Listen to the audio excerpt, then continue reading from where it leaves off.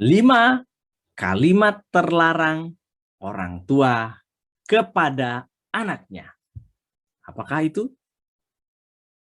Mari ikuti video berikut ini sampai tuntas. Mama belum bobok kan?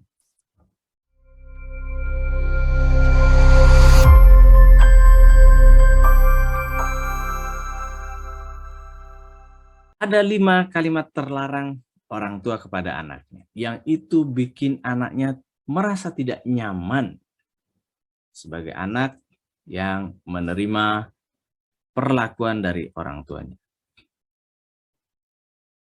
Apa saja itu? Mari kita bahas satu persatu. Pertama, lo.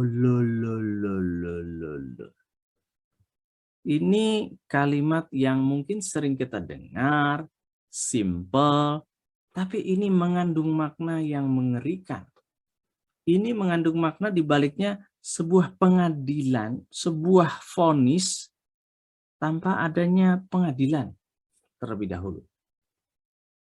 Bayangkan, tanpa adanya bukti, pengadilan, tanpa ada hakim, tapi anak merasa sudah divonis terlebih dahulu oleh orang tuanya. Loh. Sehingga anak merasa sebagai orang yang bersalah ketika dia berinteraksi dengan orang tuanya. Yang kedua, kok bisa? Kok gitu sih? Kenapa begitu?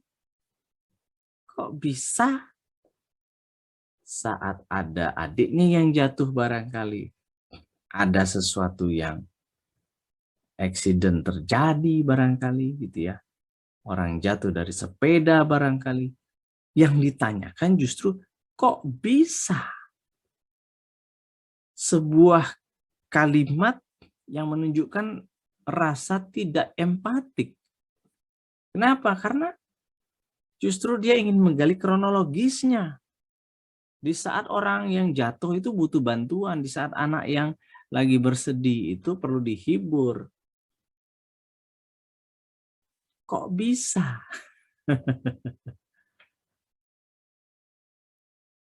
Lanjut. Yang berikutnya. Yang ketiga. Tuh kan, makanya mama bilang juga apa? Di sini mengandung makna blaming others. Kita mengajarkan kepada anak kita untuk blaming others dan menekan orang lain ketika dia sudah terjatuh dan tertimpa tangga, dilengkapi dengan toyoran berupa tuh kan, makanya mama bilang juga apa, dan sejenisnya.